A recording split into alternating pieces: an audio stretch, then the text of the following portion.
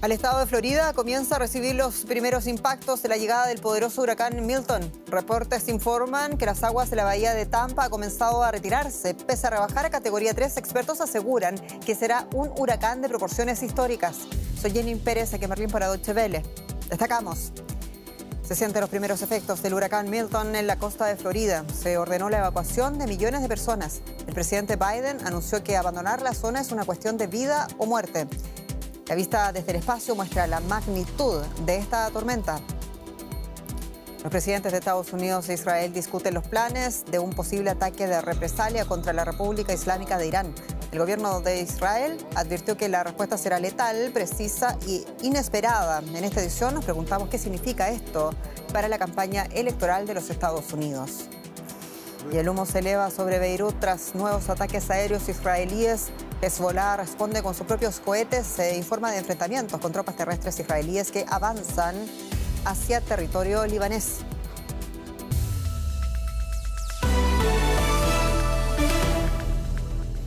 Las autoridades de Estados Unidos han lanzado un último llamado a millones de residentes para que abandonen sus hogares y se alejen de la trayectoria de Milton, un huracán potencialmente mortal. El municipio de Matlache fue golpeado por los tornados que ha generado este huracán, dejando un primer rastro de destrucción y de escombros, lo que dificulta la evacuación de quienes aún no habían abandonado la zona.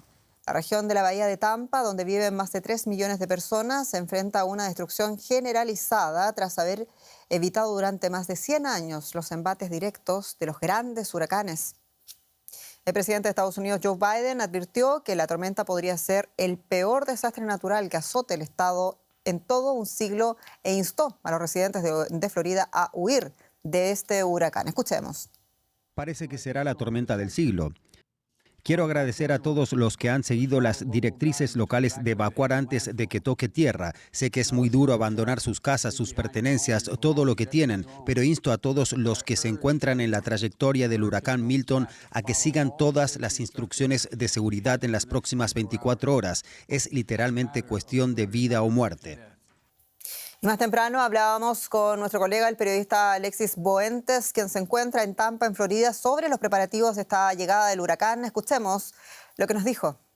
Aquí en el área de la bahía de Tampa se aprovecha cada minuto porque, como han dicho las autoridades, eso podría marcar la diferencia entre la vida y la muerte. Estoy en la entrada de uno de los refugios que se han habilitado aquí en toda esta zona. Las familias no han dejado de llegar durante todo este día, incluso quienes al inicio no pensaban hacerlo, pero se han dado cuenta de la magnitud de este fenómeno meteorológico. Hay refugios abiertos para mascotas, también para personas con necesidades especiales, pero aquí la principal preocupación es que hace muy poco tiempo otro huracán causó grandes inundaciones. Las personas sacaron todas sus pertenencias para la calle a la espera de que las autoridades recogieran esa basura. No ha dado tiempo porque en menos de 2 semanas llegó la amenaza de este otro huracán de Milton y ahora toda la ciudad está llena de ese escombro que cuando aumente la fuerza de los vientos se convertirá en peligrosos proyectiles.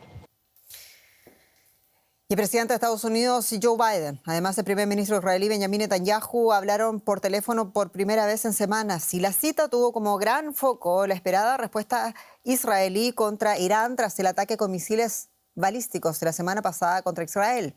La frustración de Washington con el primer ministro es cada vez mayor, dicen, ya que Israel ha ignorado repetidamente las decisiones y peticiones de Biden de un alto el fuego, lo que puede afectar a las encuestas a escasas semanas apenas de las elecciones cruciales en los Estados Unidos.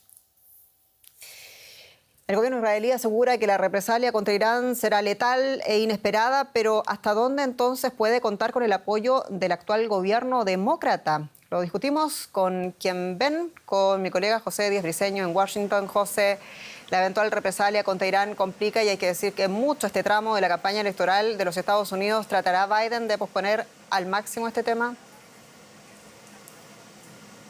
Realmente un cese al fuego en los distintos frentes allá en Medio Oriente es algo que beneficiaría mucho a la campaña de la candidata demócrata a la Casa Blanca, la vicepresidenta Harris, y a la administración Biden en su conjunto. Es por eso que este tema es algo que Biden busca solucionar antes de que llegue este momento de la elección del 5 de noviembre. Sin embargo, hoy mismo se supo a través de la oficina del primer ministro israelí que el propio rival de Harris en la campaña, el expresidente Donald Trump habló directamente con Netanyahu aplaudiendo justamente su respuesta a Hezbollah en Líbano de la semana pasada. Y sin embargo, aquí las preguntas llegaron a la Casa Blanca preguntando a la vocera diciendo: hay dos políticas exteriores aquí, la de la administración Biden vigente y la del expresidente Trump. Sin duda es una muestra de que complica las cosas para Biden. Claro, es que todo se vale en la campaña política cuando se trata de votos, José, con todo lo que está sucediendo con esta guerra ampliada que vemos en Oriente Próximo. ¿Está acaso de alguna manera en peligro el apoyo del gobierno demócrata de los Estados Unidos al actual gobierno israelí? Aquí en Estados Unidos se ha vivido una paradoja, pues por una parte hay las críticas más duras que se han visto y la opinión en Estados Unidos en contra de la actitud del primer ministro Netanyahu, llegando a niveles récord de desaprobación entre los estadounidenses. Al mismo tiempo se han visto masivas protestas en campos estudiantiles y sin embargo el apoyo a Israel no ha quedado en duda en el Congreso, como se vio justamente en el voto en febrero pasado de la ayuda por más de 14,000 millones de dólares, donde 366 votos de los congresistas fueron a favor y solo 46 en contra. Esto muestra que el apoyo a Israel está sin duda siempre firme hacia cualquier apoyo estadounidense. José Díaz Briceño, muchas gracias en Washington. Y al menos 6 personas resultaron heridas, 2 de ellas de gravedad, en un atentado con arma blanca en la ciudad de Hadera, esto es en el centro de Israel, tal como informaron las autoridades israelíes. Según la policía, el agresor, un hombre árabe israelí identificado como Ahmad Yabaren, residente de la localidad cercana de Al-Fam, apuñaló a varias personas en distintos lugares antes de huir en una motocicleta. La policía detuvo al sospechoso e inició una investigación sobre el atentado, al mismo tiempo que declaró que habrá un ajuste de cuentas con todos los implicados en este ataque. La guerra continúa. En el norte de Israel han muerto 2 personas tras el lanzamiento de una andanada de cohetes desde el Líbano. Y entre tanto, la milicia chiita Hezbollah ha disparado cientos de proyectiles contra ciudades del norte de Israel, a la vez que Israel ha intensificado sus ataques aéreos contra el Líbano y avanza en una incursión terrestre en el sur del país. El Ministerio de Sanidad libanés afirmó que al menos 4 personas murieron en un ataque contra una aldea del distrito de Shouf en el sudeste de Beirut, una región que hasta ahora había estado a salvo de los bombardeos israelíes. La escalada de violencia en Líbano alimenta el temor a una crisis humanitaria después de que el primer ministro israelí advirtiera que el país podría enfrentarse a una larga guerra como en Gaza. Los equipos de rescate buscan sobrevivientes tras el ataque israelí contra la ciudad de Wardaniyeh. El ejército de Israel ha intensificado su campaña aérea en el Líbano, atacando lo que considera bastiones de Hezbollah. El alcalde de la ciudad dijo que el edificio atacado albergaba civiles. El edificio era un refugio para desplazados. Acogíamos a 83 desplazados a los que atendíamos las 24 horas. Es un edificio abierto para las ONG, la Cruz Roja y otras organizaciones benéficas que ayudan y distribuyen donativos. Nos sorprendió que atacaran este edificio. Aquí solo viven civiles, la mayoría mujeres y niños. Israel afirma que los ataques en Líbano son para proteger a sus ciudadanos de los incesantes ataques de Hezbollah. Aquí, en la ciudad de Kiryat Shmona, en el norte de Israel, 2 personas murieron después de que cohetes lanzados por Hezbollah alcanzaran un edificio residencial. En Líbano, la escalada de violencia hace temer una posible catástrofe humanitaria. Más de 1 millón de personas han sido desplazadas. Muchos se ven obligados a vivir en la calle. Huimos de los bombardeos, de los cohetes que llegaban hasta aquí. Nuestras casas están destruidas. Vengan a ver a los desplazados. Es realmente humillante. La comunidad internacional ha intensificado sus esfuerzos para ayudar a los civiles. Este barco de la Marina turca llegó a Beirut con más de 300 toneladas de suministros. El Programa Mundial de Alimentos de la ONU dice que puede alimentar hasta 1 millón de personas mientras los puertos permanezcan abiertos. Mientras Israel amplía su ofensiva contra Hezbollah, no desiste en su campaña contra Hamas en Gaza. El miércoles, el ejército israelí llevó a cabo una nueva ronda de ataques aéreos en toda la franja. El Ministerio de Sanidad dirigido por Hamas afirma que decenas de personas murieron, muchas de ellas aquí en el campo de refugiados de Jabalia, en el norte de la franja. Sin un alto el fuego a la vista ni en Gaza ni en Líbano, Los civiles seguirán pagando el precio más alto de la guerra. Y vamos a ampliar las informaciones con el periodista Joan Cabasés en Beirut. Joan, saludos. ¿Y cuál es la táctica de Hezbollah ahora mismo para resistir el asedio israelí?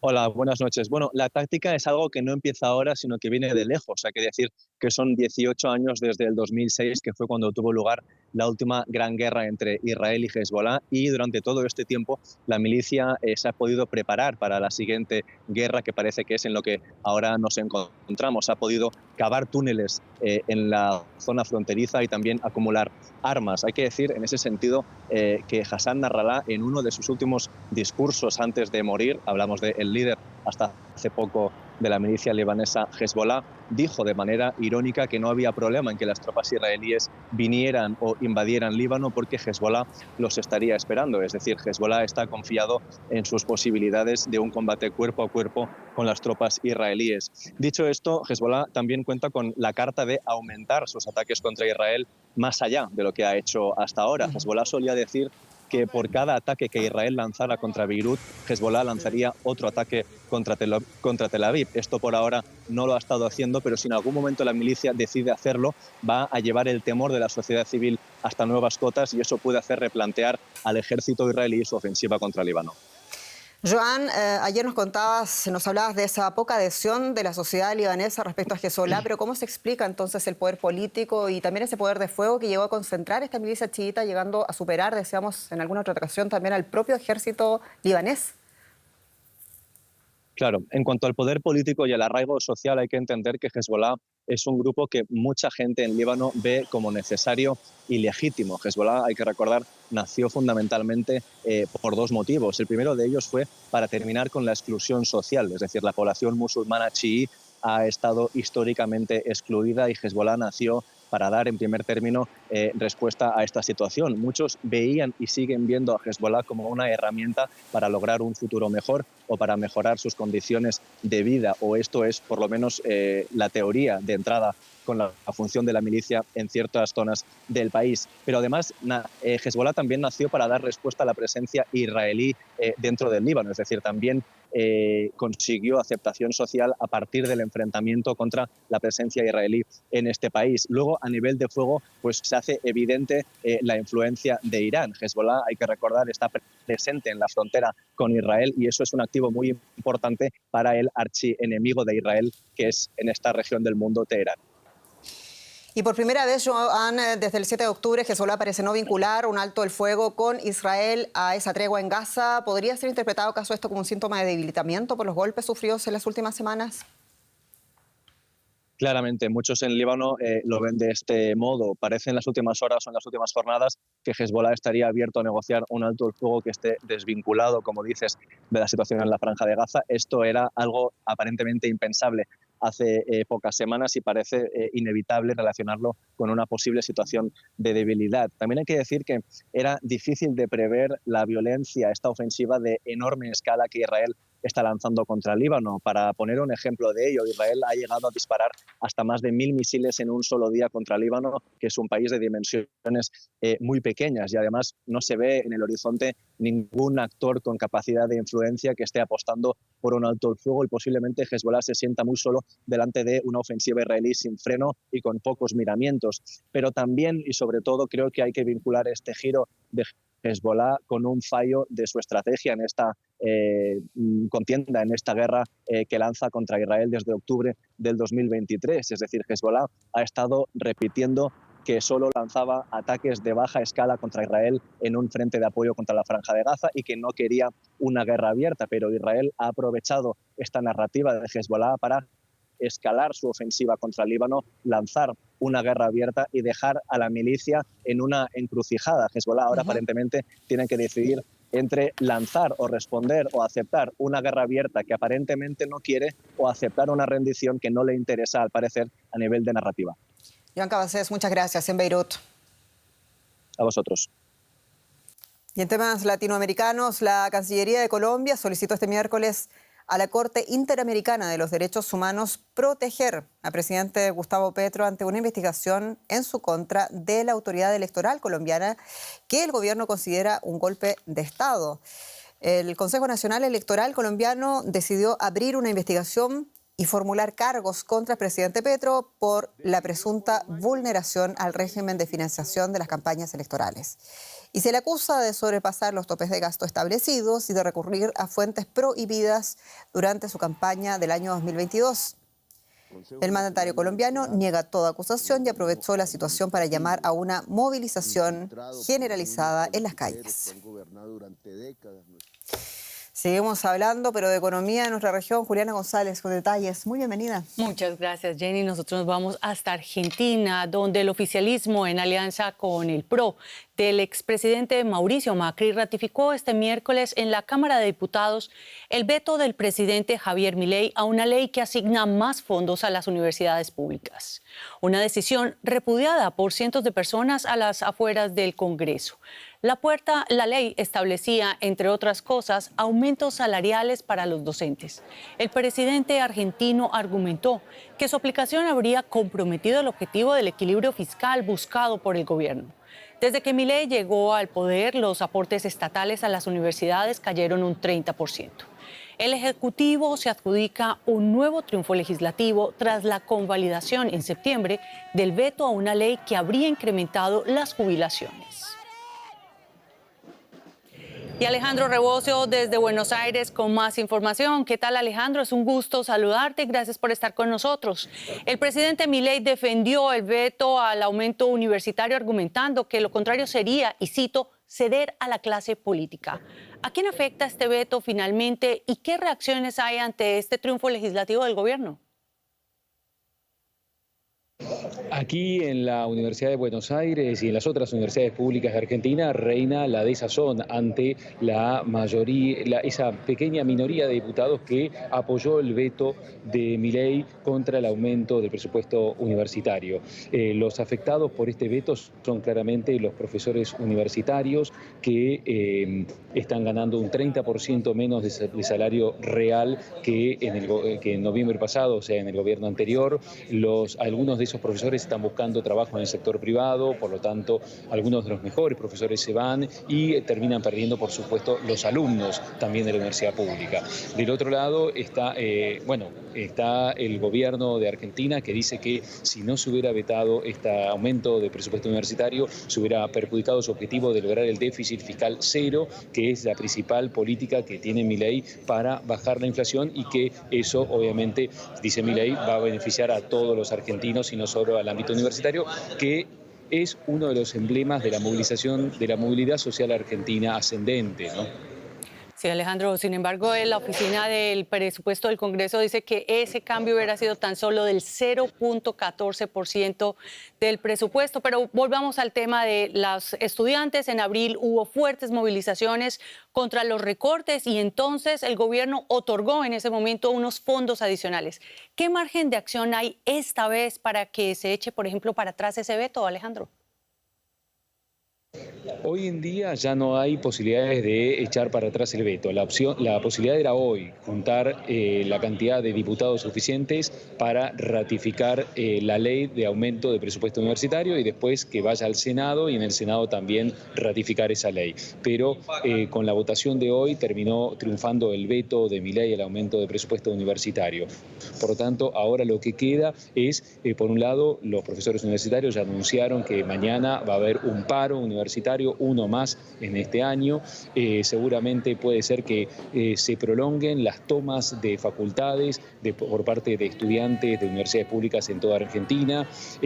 Habrá que ver si se produce una tercera marcha federal universitaria, que fueron muy masivas y no solo congregaron a la comunidad educativa, sino también a muchos familiares de estudiantes que dicen que sus hijos son la primera generación de universitarios en sus familias.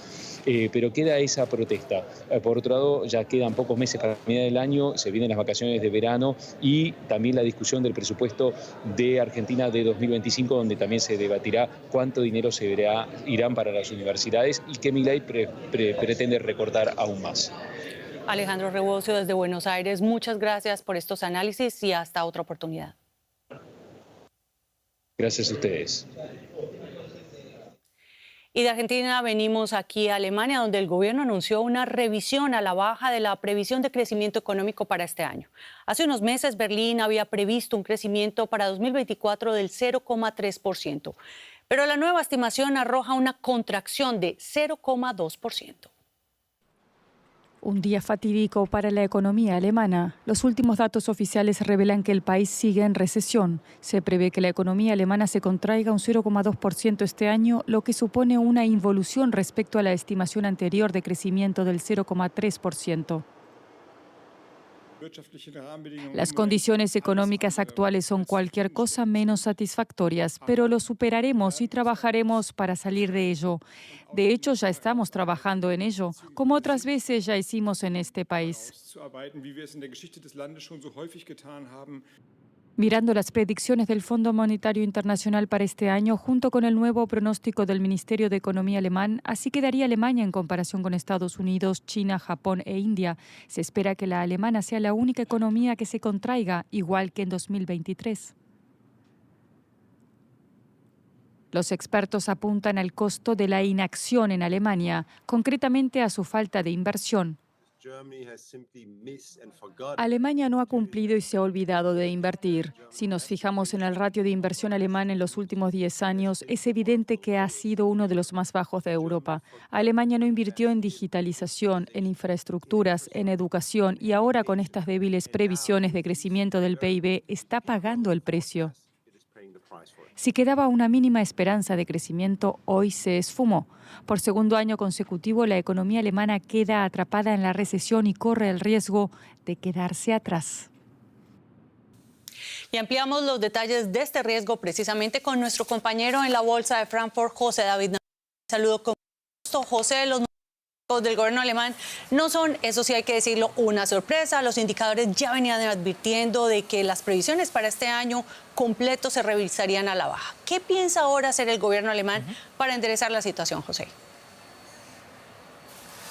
Hola, Juliana. Pues la situación es bastante complicada. Podríamos decir que el gobierno alemán tiene las manos atadas financieramente.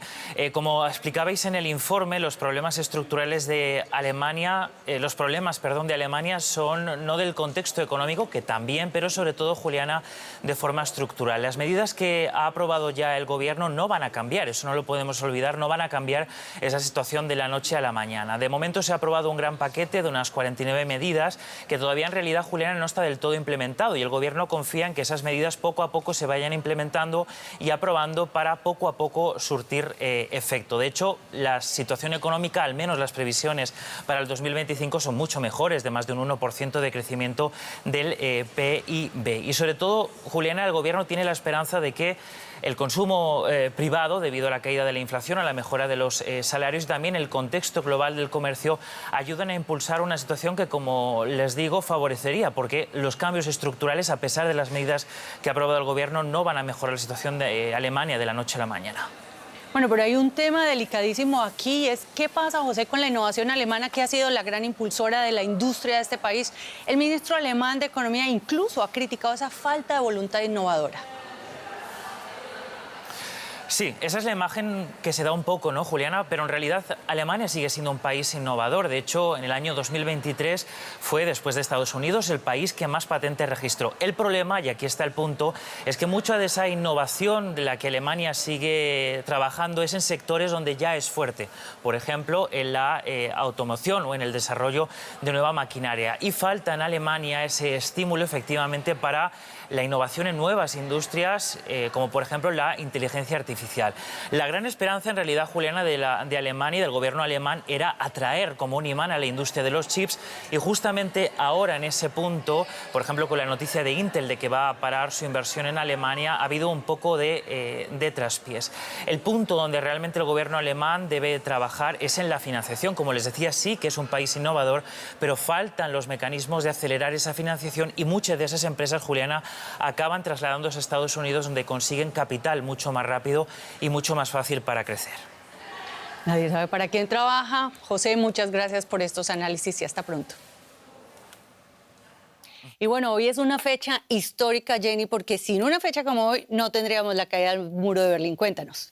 Sucede en Alemania y ha sucedido también de una manera Tan fuerte que lo ha querido expresar de esa manera el responsable del gobierno alemán, el canciller Olaf Scholz, porque este miércoles Alemania conmemora el 35 aniversario de lo que fue la primera manifestación de la llamada Revolución Pacífica, aquella contra el régimen dictatorial de la Alemania del Este y que propició la caída del muro de Berlín, ya esto es en el año 1989. Desde la ciudad de Leipzig, el origen de la manifestación, el canciller alemán Olaf Scholz hizo un llamado a preservar la democracia y también la libertad. Un espectáculo de luz en Leipzig para recordar el despertar de la Alemania Oriental. Las manifestaciones en la ciudad hace 35 años fueron un hito en el camino hacia la reunificación. El canciller federal Olaf Scholz resumió su importancia. El Estado alemán oriental, con todo su poder y violencia, se echó atrás. Dejó que la gente se manifestara. Y eso cambió no solo Leipzig, no solo la Alemania Oriental, no solo Alemania y Europa, sino el mundo entero. El 9 de octubre de 1989, 70.000 personas tomaron las calles de Leipzig exigiendo libertad bajo el lema «Nosotros somos el pueblo». Se temía una represión violenta con el recuerdo de la masacre de la plaza de Tiananmen en China aún fresco.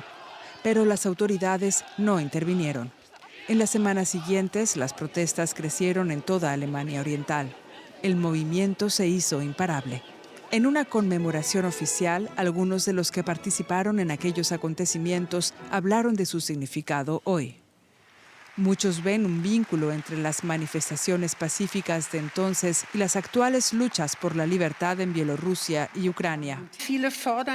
Muchos exigen hoy que Ucrania deje de recibir armas de Alemania, y todo ello supuestamente por amor a la paz. Me recuerda a cómo se abusó del concepto de paz en la Alemania Oriental. Lo que ocurrió en Leipzig condujo a la caída del régimen comunista y del muro de Berlín. Un testimonio de la determinación por la libertad y el poder de la protesta pacífica. Y aquí nos despedimos. Como siempre, muchas gracias por su atención. Mi nombre es Jenny Pérez y esto es Deutsche Welle, noticias en español para ustedes desde Berlín. Muchas gracias y hasta pronto.